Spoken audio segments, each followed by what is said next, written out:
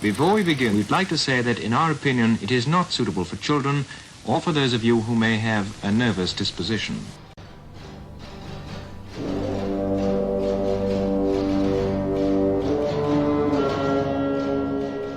Welcome to the Fighting on Film podcast, the podcast all about classic and obscure war movies, from the Normandy landings to the days of chivalry and swords. If it's been captured on film, we're going to try and cover it. I'm Robbie of RM Military History. I'm Matthew Moss of Historical Firearms and the Armourer's Bench.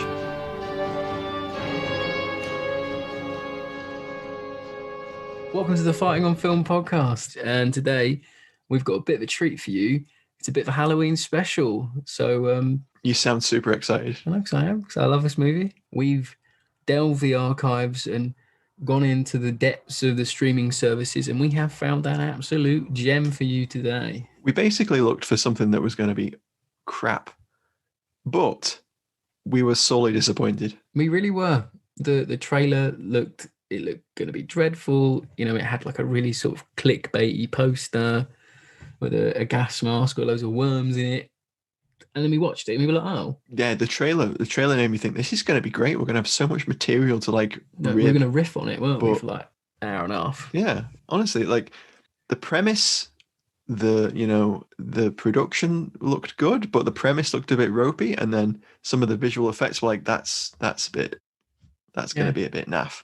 But you know what? Pleasantly surprised. Anyway, yeah, so it wasn't what are we going to be discussing, Robbie? So the film is called Trench 11.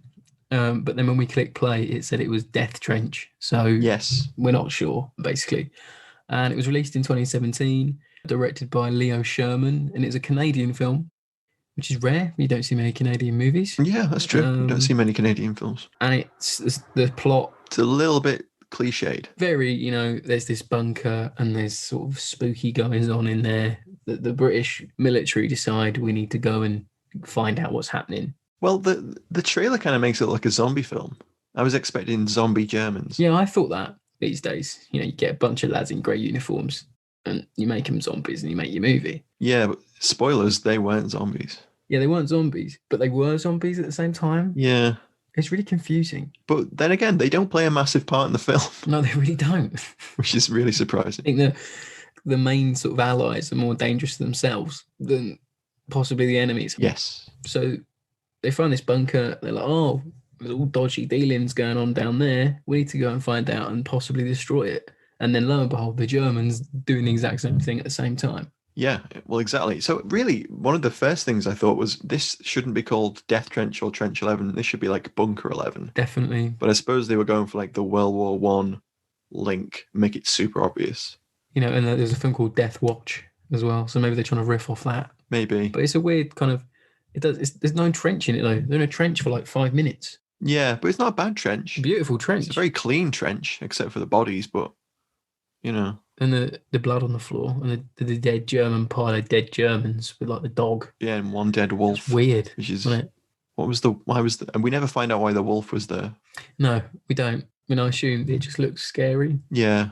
I don't know. Keeps you guessing. We're not going to talk about the cast because there's no big name actors to really riff on or anything. No, there's a Sutherland in there, but that's about it. Rossif Sutherland, the guy is... That's the one. The acting wasn't bad. The acting wasn't terrible. No, it wasn't awful. I mean, he has the thickest New York accent you've ever heard. Yeah, bizarrely un-Canadian. It's so weird. He says he's from Winnipeg. Yes. And he's meant to be Canadian, but he talks like he's a New York cab driver the whole movie. It's so odd.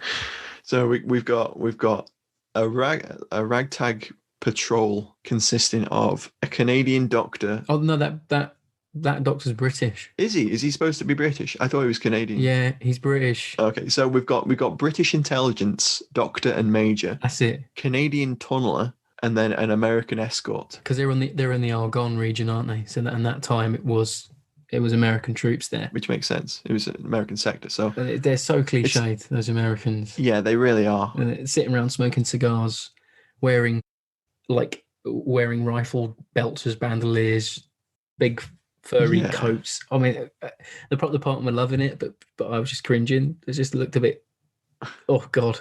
But at least the weapons detail and the uniforms went anachronistic. They weren't terrible. No, we were fully expecting like air rifles or something. We weren't. Yeah. We weren't expecting actual good armory or a good armourer to be associated with the movie. No. Which is odd. Like when we watched the trailer, I thought, why have these Canadians got 1903 Springfields? And then only until like we actually looked up this, like the synopsis of the film and watched it, we realized, oh, yeah, Yanks. they have an American escort. Okay. It's kind of weird because Americans in World War One films kind of, there isn't a massive amount of them in World War One films. You've got Lost Battalion, and that's about it. That's a great film. Yeah, which is a good movie. There's not that many, Yeah. So to see American First World War soldiers on film, I think it's a bit jarring for a British audience. For me or you, really, maybe. Perhaps so. I mean, yeah, it's true that there aren't a lot of recent American films that deal with it. That's for sure. I'm not really 100% on American Kit. It didn't look bad. No, I'm not either. And they didn't look like there was anything that was World War II era that had been repurposed. The tunics looked correct. The weapons certainly looked at a glance. You don't really get to see them up close too much. No, you don't. Which makes it a little bit tricky, but they look like the correct mark of 1903. Yeah, the Springfields. The other weapon they have, which is quite interesting, was a Winchester 1897 trench gun. Yep. They were never Which is actually like- called trench guns. That's a post-war thing. But they had Oh, okay. the correct looking version of the trench gun. And you know your big macho man at the front carrying it. Yeah. Your main macho Yeah. American character was, very much point man with his shotgun. Oh god, yeah. But and then they all do that thing in modern movies where they point the gun at the floor like they're holding a carbine. Yeah, they all have them all at low ready Ugh, rather than does my head at, in. like port arms, which is kind of annoying. It's so annoying. It's the armourer's fault, I always say, because they're training them in weapon safety. Yes. And that's a safe way to handle a weapon. So And it might also be something that they have to do. Like the armourer might not allow them to port arms Right, yeah, possibly. for safety reasons. Yeah. Because I've done firearms training, like this is years ago now, but I was training how to use an AK, and the guy teaching me was like, finger off the trigger, point at the floor. So It's standard. I can see why you do it. It's safe, isn't it? Yeah. But it just jars me in historical films, It's not correct historical weapon handling, obviously. But, if the insurance demands it, then I guess a low budget film you would have to do it. But, you see it in big films too. Definitely. But yeah, so that was interesting that we saw an 1897. 1897s were definitely used. Probably not as much as people think they were. They were definitely used as a patrol weapon. Yeah.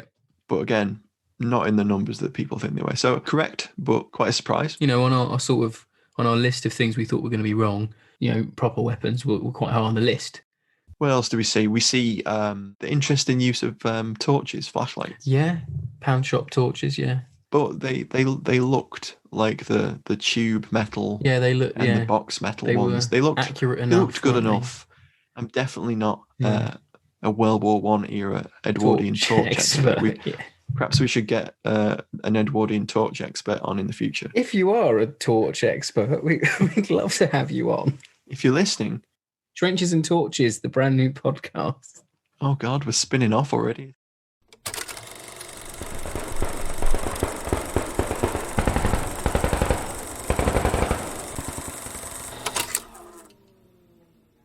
From my opinion, parties were dreadful, but I expect it. Parties are difficult to do, from my experience. Yeah. And some of the great coats definitely weren't First World War great coats. They might have been from the local Target or Costco. Mm. They were a bit iffy, but it looked all Yeah. right. There's a briefing early on, isn't there, as well, of some British officers where it's a little bit questionable, some of the uniform, the major. Yeah, he's very clipped. He's very like cliche British Yes. officer. Who's very, very on mission all the way through. But like his badges, what the hell are his badges on his lapels? What the hell are they? I don't know. I've trolled some pages of badges of World War One unit badges, and I've got nothing. I have no idea. They just I've looked the depths and I can't find out. we never get a clear look Yeah. at them. But you know what really annoyed me is they wore their unit badges and their rank out on the patrol, which is something that I don't think was done. I'm not sure. I mean, especially not that time in the war. No. I know that officers were going into battle with rifles and battle dress if they could, or no rank at all. Yeah, So obviously exactly. sniper, you know what an officer looks like. But yeah, we ended up saying that his badges was British Army Transport Corps, when we were when we were watching it, 'cause me and Matt watched this live together. 300 miles. That's it, 300-mile distance over the internet. Yeah, but it was just like a running joke. Like, and he pulls a pistol on someone halfway through the movie, and it went really quiet. And I was just like, "This is not how we do things in the British Army transport car." We just came to the conclusion it's probably the prop departments don't know what they've got. Yeah, But- and I think one thing that stood out to me in that scene was the material the uniforms are made out of doesn't look like serge or anything Yeah. that would have been No. used. It just looks like nice sort of new wool. Yeah, doesn't it looks like almost polyester in places. Yeah, the Americans look like they've got velour on at times, but I think that might be the grading. I'm not sure. Yeah, that might be an element of it. We're also wondering about all the medals there's a briefing and there's a colonel. Yeah. Who is Ashcroft, Colonel Ashcroft. There we go. And he's sort of like, what's going on? Why is this trench? Why are they digging it so deep? Yes, this 100-foot deep. Why are they trying to avoid our shell fire? It's like, obviously, why? Like the Germans aren't known for digging bunkers. Yeah. Oh no, they never dug one in their life. On the Western Front. This is a completely new endeavour. But we were wondering what is he's wearing quite an accurate jacket. Yeah. It's not too bad. The Don't look material doesn't awful. look quite right, like I said, but I mean, he's packed into it, bless him. he's got his Sam Brown belt on. Yeah. And he's got his red staff tabs. Yeah, yeah. And he has like a little strip of Medals. his medal Yeah, tapes on. yeah. And I was wondering, I wonder what they are. So, and I'm not a medal expert, so I threw it out on Twitter at Historic Firearm. Quick plug. And at Fighting on Film as well for our own. Yeah, do plug the podcast, Robbie. Yeah, definitely. I'll keep doing it, don't worry. And we got some good responses. And it turns out possibly has the DSO, India Service Medal, and a couple of South African medals, and possibly the Ashanti Medal. So he's gotten around. And we got around, yeah. Yeah. Trench 11, don't know what hit it. Boer War veterans. He's Yeah, but the Major hasn't got any medals, though, has he? they duck and dive in the transport corps. He could strip a Bedford QL engine, but you don't know what's going on the front line. This was his chance to prove himself, wasn't It was. I think he wanted that. He wanted those extra pips. He wanted to be a colonel, didn't he? he? He did. Up the ladder a bit, and that was the weird part of the movie. Innit? They all start blaming him for wanting to be promoted. Yeah, it's weird. All the characters that don't know each other seem to know an awful lot about one another. Like the Americans, they know all about the Major. They know that he wants to be a colonel, and he's he's going to be gung ho for the mission. And they know about the Canadian tunneler who was trapped underground for 11 days before he was found. He dug his way out. That's what they were like. It's just like, how do you know this? You're in a completely different sector. They had a dossier of orders or something. Yeah, they had an absolute fat file of stuff to read. It was weird. It's so bizarre. So bizarre.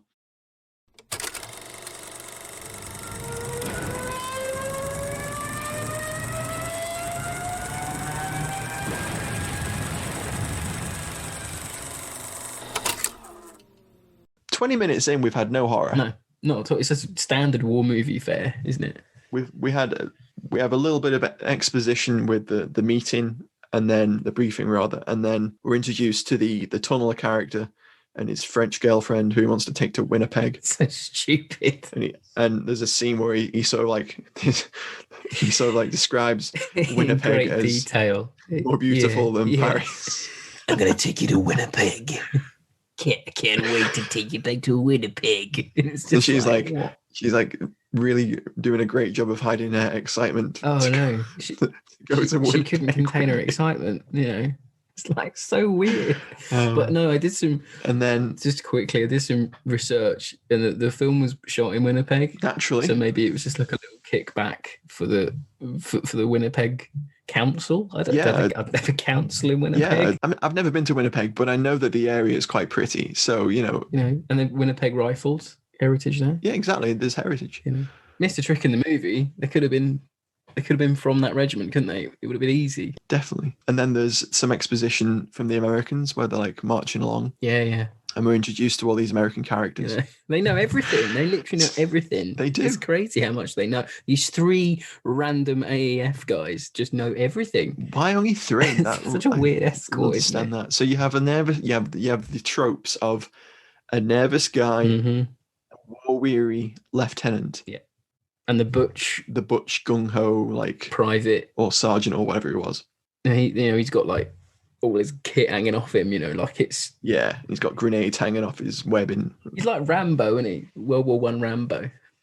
So they get into the bunker finally. Yes, about 20 minutes in, they finally like get to the trench. Yeah, and it's all like deserted and scary, and like there's blood on the walls and whatever. They're like, why did they leave so quickly? So soon, yeah. And then they cut to like the German baddies. Stereotypical like villain / pseudo-Nazi, it turns out. And like the British were like, oh, this really like he's chewing the scenery, isn't he? Like proper pseudo-Nazi, It's like I don't know why they just didn't make a Second World War movie, because it would have sort of tied in better. I think their plot would have tied in better to a Second World War setting. Maybe, yeah. I could definitely see this. It would easily be done as a maybe they felt it had been done too much, maybe, and perhaps they wanted to capitalize because it was made in 2017, so maybe they wanted to capitalize on the centenary. Oh yeah, good point. Yeah, I didn't think about that. It's 100 years since World War One ended. Here's a World War One horror film, because nothing says remembrance like a World War One horror exactly. film. Wear your World War One horror film with pride. That's what they said. There's an interesting scene where the Americans sort of get themselves ready by shotgunning like pills. Yeah, they like these little Tic Tac looking things, don't they? Yeah, and they have this weird sort of like brief like frenzied high, and the British major turns to the doctor and he's like, what are they taking? And he's like, oh, it's cocaine, like concentrated cocaine. So I was like, I know cocaine was a thing during the war, so I did a little bit of research after watching that, and I wondered like how accurate a portrayal it was. Yeah. And it turns out that while cocaine was definitely a thing, it was freely available up until about 1916. God. In the shops, you could get it from shops and pharmacies. In the UK, we had something called Forced March, and another tablet form is called Tabloid. Oh wow, okay. And so there was brands of Coke pills that you could get. And apparently people were sending them to like people at the front, or like handing them to Tommies going off to the front at train stations. Loved ones were like, there were adverts for like loved ones to send out. Okay. Oh, Johnny, please don't get killed. Don't get killed. Here's some cocaine. It's so weird. Yeah. But in about 1916, there was a big panic around like abuse of cocaine that was whipped up by the papers. And there was a great cocaine crisis, apparently. And the Defence of the Realm Act was amended to make the sale of it illegal. Wow. I never knew that.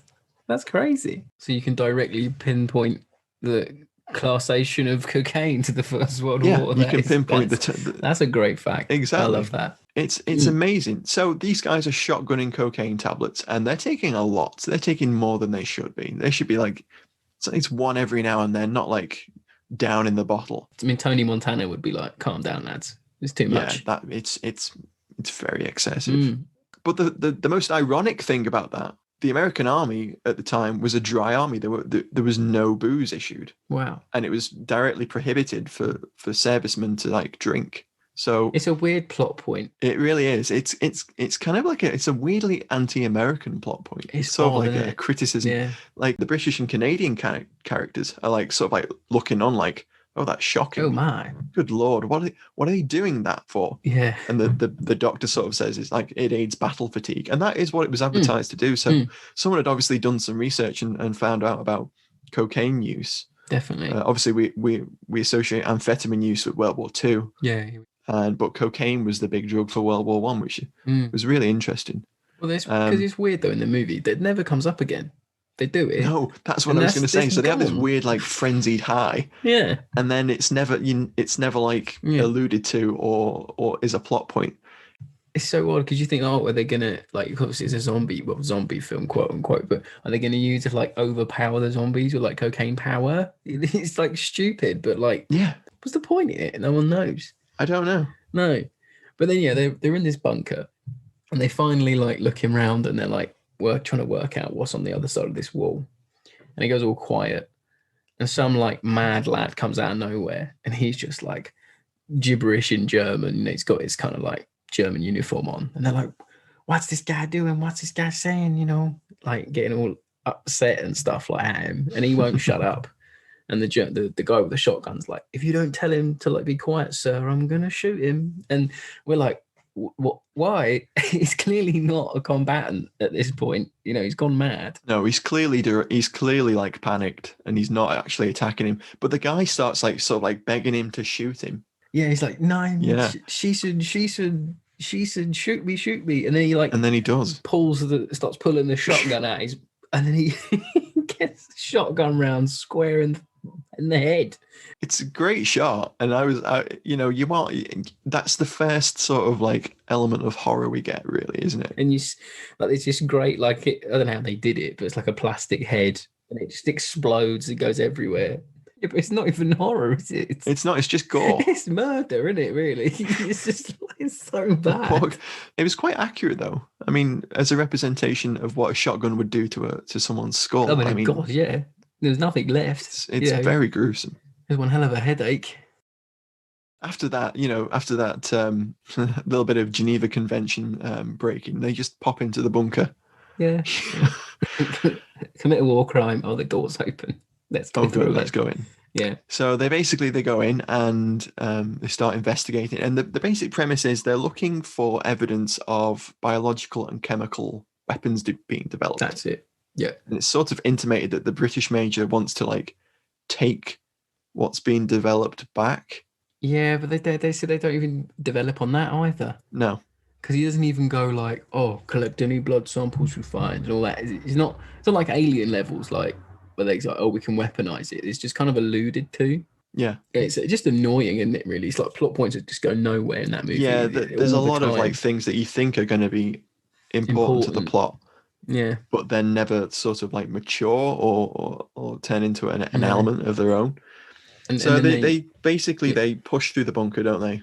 And they encounter like an infected man. An infected. Not a zombie, but an infected. and what happens to the poor chap that gets jumped? Yeah, it's like another scene in the dark. And this lady, I think it's alluded to that he might be naked. It's just weird. He comes out of nowhere and he like piggybacks one of the lads, and they have a bit of a tussle. Mm-hmm. And they end up on the floor. And then he end up on the floor, and he like just like vomits in his face. It's like the most sticky, phlegmy vomit you've ever seen. You know, we were just like, "Oh, you need some Cavonia, that lad." You know, we were just like, "What the fuck?" And nothing happens. He cleans himself off. And he walks off. He does. Like nothing happened. And we're just like, what the fuck? It's a good like 30, 40 minutes into the film. Yeah. Before anything comes of that. So that's like one of the few plot points that happen that then evolve. Oh, and he does shoot the zombie guy with a Colt, and he does do him in. Yeah. Yeah, they do kill the zombie. And then after that, it cuts to like the Germans co-invade the bunker. Yeah, so the pseudo-Nazi sort of like doctor, the guy actually developing Reiner, sort of like he's going there to get his samples. Basically, he's not going there to do anything. He's going there to get his samples. But the actual mission that they're supposed to be on, they're supposed to be blowing the bunker up, right? Because they evacuated previously, but the bunker doesn't blow up, mm-hmm. and they find out later that Steiner didn't set the charges properly. Ooh. Dun, dun, dun. Reiner. Who did it on purpose? It's not Steiner from Das Boot. It's Reiner. Oh, Reiner. Sorry. Reiner. So then, we get this great scene where I think the British and the Canadian and the Americans start having this big tiff about why they're there. Yeah, they just randomly start infighting. Like some of them want to get out straight away, and then some of them don't. No, there's just like clear insubordination, like throughout the whole movie as well. You know, we keep talking about the movie as a whole, but like your privates don't respect the officers. No, it's just like, and everyone bar like 3 people are privates. There's a very clear chain of command that is not being followed. So like, there's only like 3 private soldiers, and they just give a shit. They're just like, "Oh, I'm gonna do what I want. I don't care." And then the minute like an officer starts to like enforce any rules, they get all bullshit. Yeah, and, like, they pull guns on each other. Wow, okay. So you end up like with a Mexican standoff. Yeah, Jennings is not having it, is he? At which point, probably the best scene of the whole film occurs. Oh, it's great. Enter the German stormtroopers. Oh yeah, they're brilliant. Because of course they're stormtroopers, you know. Gas masks. They've got they have Sturmhelm. Yeah, and they have British anti-splinter masks that were issued to World War One tank crews, which was very odd. I think the Germans had their own version of that as well. They did, but I think they were definitely the British anti-splinter masks. And they burst in, didn't they? And the guy's got a Bergmann machine gun. A Bergmann MG-15 NA, which is the most obscure light machine gun of the German army of the period. It's rare, isn't it? Yeah, it's really rare. It's so while the MG08-15 is probably the better known German light machine gun of World War One, these lads burst in with a Bergmann MG-15 NA and literally hose the room down. It just obliterates everything, didn't he? It's indiscriminate fire. It just kills everything. The poor major gets his entire face shot in. Yeah, it just absolutely obliterates his head. And we get another element of it's just schlock. Ballistic gore. Schlocky gore in it, you know. Yeah. But you got to feel, he's basically pinned to a wall and shot through by the machine gun fire. All the time, the sergeant, the bolshy American sergeant, is there with his 1911. He just opens up, firing away at him, and he's got armor on, isn't he? The German. He's got trench armor on, and it sort of bounces off him. So the only person that survives is the doctor and the American doughboy who's just started coughing. He started coughing now, just to remind us all. Was that the one that got coughed on? Yeah, but he's also the one that got the little scar on it, the little cut on his chest. No, he's the one that got it all coughed on. Oh my god, really? Yeah. Oh, for God's sake. Can't even keep up because I didn't care enough. I know. That's the problem though. When you don't care, you just kind of and it's dark too. They all look the same. Yeah. Oh, the grading is weird. It is. And then after that, the stormtroopers leave and you never see them again. No, you never the best part of the film, the Bergmann, you never see again. That must have been the most expensive gun to use on set, so they only had that for a day. Yeah, I reckon. You never see any of those stormtroopers again. No, you don't. You see just German guys in normal uniform. Yeah, you see the world's oldest stormtrooper. It's like a 60-year-old stormtrooper, just going around with them. It's so jarring. So they're all captured, except for... That's it. Didn't Talon Man make it out? No, he doesn't, does he? He doesn't. No, he gets captured separately. They're kind of they find a ladder out. That's it, and they don't bother going up it. Just look at the stars. No, they sort of discuss whether they're going to go back for everyone, and by the time they've decided that they are going to go back for everyone, oh my god, half of them are dead. Half of them, they don't know that yet. But half of them are dead, and the Germans have surrounded them. Yeah, they rounded up, and it turns out that for some unknown reason, the German expedition's demolition guy has been killed. That's it. By the infected that we only see once or twice. There's a scene with the tunneler and the American lieutenant who basically takes the shotgun off the sergeant purely because they want to use that in the scene. Yeah. And there's a scene where they open up a room and it's full of infecteds or zombies. They're not really zombies, but they're infected. They're kind of ravenous people that have vermicelli coming out of them. Yeah, well, we'll get back to that in a second. But there's a scene where they open one of them up, and oh god, yeah, we didn't even discuss the autopsy. We were just so engrossed in the decent weapon chat. Yeah, but initially they get one of these infected people, and they open him up proper old styley, cranking his chest open, and then the doctor sawing him up. Basically. That's it. They hack him up.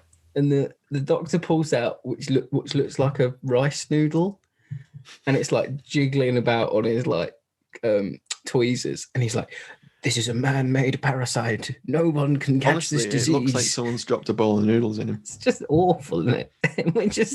So it turns out that the whole premise of the film is the Germans have contracted a very virulent strain of worms. Yeah. Which might endanger mankind as somehow as a that whole. makes you insane. Yeah. And the evil Dr. Reiner says some people kill, some people go mad, some people just become really violent or whatever.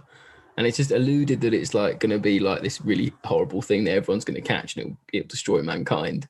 Yeah. But that 3 people have it. So I don't know why they're so concerned. There's some really weird, like, forced allusions to, like, the Spanish flu pandemic, which was starting in 1918, which was definitely it ham-fists a lot of theoretical stuff in there, and like there's a lot of like historical events referenced, like the blockading of Germany is like referenced, which is a surprising reference. Yeah, it's a good reference. You know, it is, but they don't go into like it's surface any detail level on why they reference that. But no, I think they were just trying to. He's sort of comparing his actions with the actions of the Royal Navy, I think.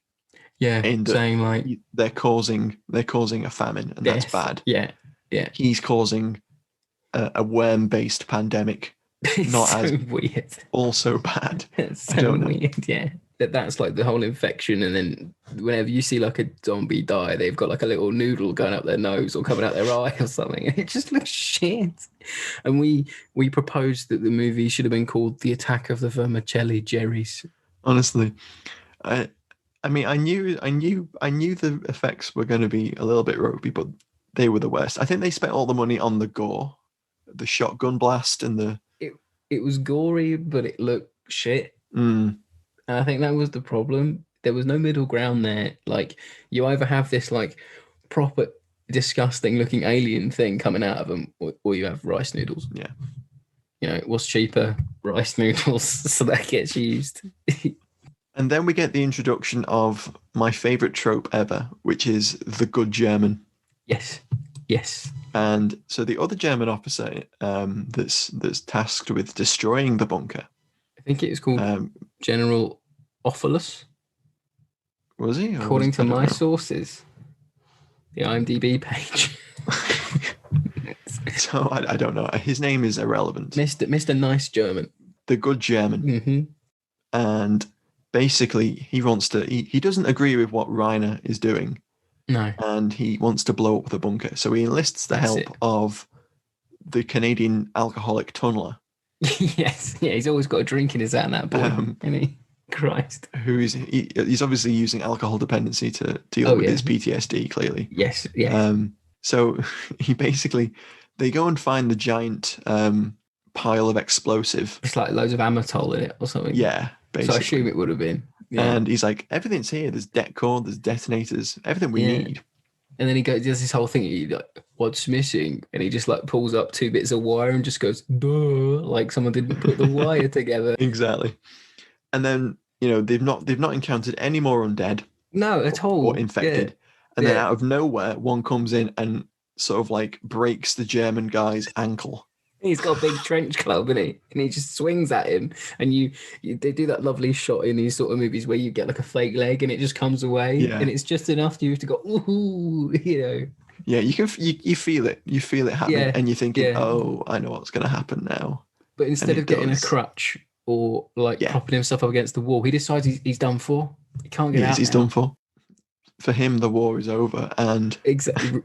True. And, the Canadian guy to his credit is like, no, I don't know what you mean. And he's like, we both know what's going to happen here. And I'm like, yes, we do know what's going to happen here. This is a very common trope. And he goes, I'm going to blow up the bomb. And he's like, okay. Yeah, but he says, show me what to do. Oh no, we've missed out a really important plot point. Wait, sorry. An important plot point. They're gonna before the infected guy breaks the guy's ankle. Yeah. Which seemed when I say this, that sounds really, really weak, and it is a weak plot. Yeah. So there's sort of like a montage of them hunting for an alarm clock. It's so bizarre. To detonate the bomb. Yeah, they obviously need that. Yeah. Yeah. So, that's the easiest way of detonating this big pile of Amatol. Yeah. Is an alarm clock. And they happily, thank God, they find one. That's it. And he says to it, doesn't he? They have like this discussion about the horrors of war. And he says, like, his friend put a stick grenade in his mouth and pulled the cord. And we're like, how big's his mouth? During the shelling at the Somme, yeah. he puts a grenade in his mouth. Yeah. I'm like, that's very visceral. But and we were racking our brains what grenade that could be, and we thought the only one you'd get away with is a German egg grenade. But it's like... But you know they were thinking about a stick grenade. The mental image is someone trying to kill mouth. This is stupid. He's like, how big was the guy's mouth? Yeah, and then he says, I picked the teeth out of my chin for days. And we're like, what? That's such a weird thing to say. So the alarm clock is broken in the struggle with the infected guy that breaks his ankle. Yeah. So that's why Oberleutnant Good German has to remain behind. He does, yeah. To detonate the bomb. The bomb. But he says to the Canadian tunneler, he's like, you need to show me what to do. And you and me, we were just like, what? Because the dialogue's just sometimes a bit weird. Yeah, it's kind of like clipped. They sort of like jump. Yeah. And he goes, you put the two Y's together. And he says it in the most matter-of-fact way. He's like, you just put the two Y's together. You put the two Y's together. Like, in his New York accent. Yeah. In his Winnipeg, New York accent. So weird. So the tunnel leaves him, yeah, basically, and we have a lovely like little shot of Oberleutnant Good German like looking at his family, his few pictures of his family. Yeah, he's not mentioned. Like, he's never mentioned them before. Yeah, that's the first time you realise he has a family. Yeah, it's oh shit, the kids. Yeah, think of the children. The tunneler sort of heads off, and he's laying a wire down a tunnel. Yeah. And he's attacked again by the vermicelli mob. Yeah, it's a bigger one this time, isn't it? It's only one. You only get like 4. Well, they can't afford that many, Robbie. Come on. It's just extras. Come on. Actors cost money, you know. Yeah, they do. Unfortunately, they need to be fed and paid. Yeah, they do. But this one's a big one, isn't it? This is like the Dolph Lundgren of. Yeah. He looked like Sting. I don't know why. You look at the movie. He just looked like. I don't know why. Mr. Tunneler gets him. And then loads of vermicelli noodles come out of his face. Loads. Yeah. But then I thought the movie would say, like, oh, when they leave the host body, like they attack. No, they kind of just just revert to their vermicelli state of just being wet noodles. It's not that scary, is it? You know, it's not like they're jumping from human to human like The Thing or something. No, like they're only passed by like passing of fluids. That's it. Much like coronavirus. Cool, maybe they would. We heard it here first. Trench 11 invented. No. No. So there's the only other scene of note really is the scene with the Doctor. Oh yes. And Reiner. Yes. And they're having a chat about things, and his sort of like pseudo-Nazism comes out. We'll be the dominant race and all that. It's jarring. That's it. My only real criticism of the movie really is that scene. Yeah, it's a little bit off. And while he's doing that, he's sort of like playing with a brass instrument thing, and the Doctor. And he doesn't do anything with it. No. Well, it turns out that's for the gramophone, apparently. What the? And he goes, "Oh, it's for the gramophone. I rather thought you were going to torture me." Yeah. And he goes, "Oh no, I'm going to torture you." And then it cuts away. So the horror gore movie, there's barely any gore in it. We don't see any torture. Yeah. And the next time we see the Doctor, he's dead. Off screen. He's like missing an eye. Yeah, missing. That's it. Yeah. And we thought like, oh, is he going to infect him? You know, is there going to be? That would have. Yeah. Is he going to like hold some vermicelli up to him? Yeah.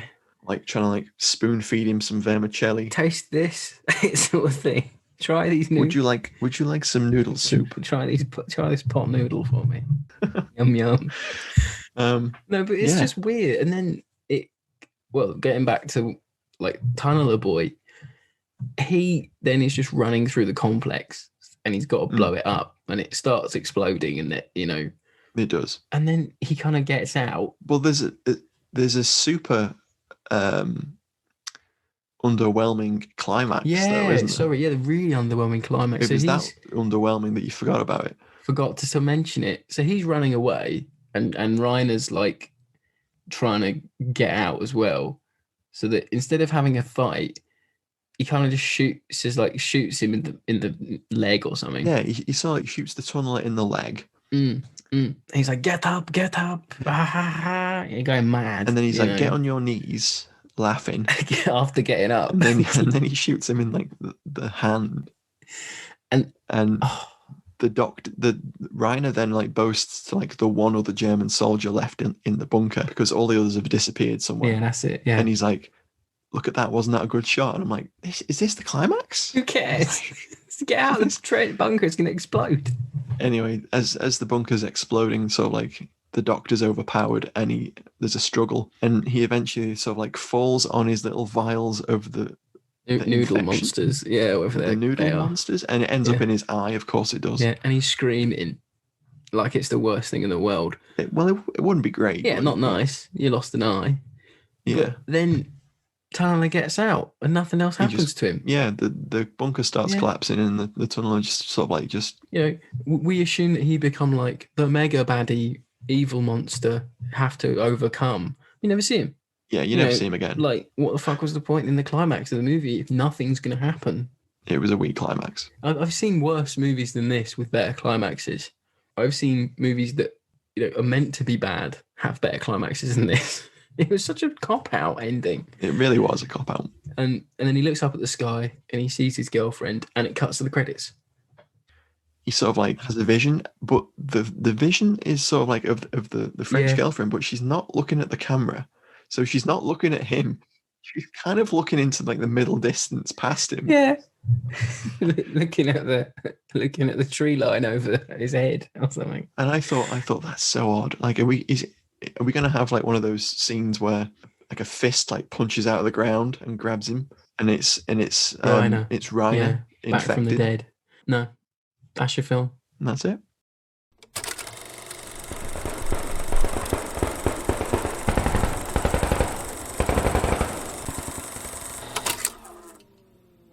Matt, have you got anything? Any final thoughts? Yeah, I think it lacked direction and plot from beginning to end, but a good laugh. We'd recommend it for Halloween night. There's definitely worse things to do with your Halloween night. Yeah, I mean, if only to see the vermicelli. The vermicelli Jerry's and the Bergman and the vermicelli. What more could you want? Sounds like a very trendy restaurant. Yeah, it's like German Vietnamese fusion. Oh, no, it does sound tasty. It's definitely tastier than this film was. Yes, so that's 90 minutes, guys. If you want to watch Trench 11, Death Trench, and be thoroughly underscared, it's not shit, but it is underwhelming. Sort of movie, couple of beers. Don't take it seriously.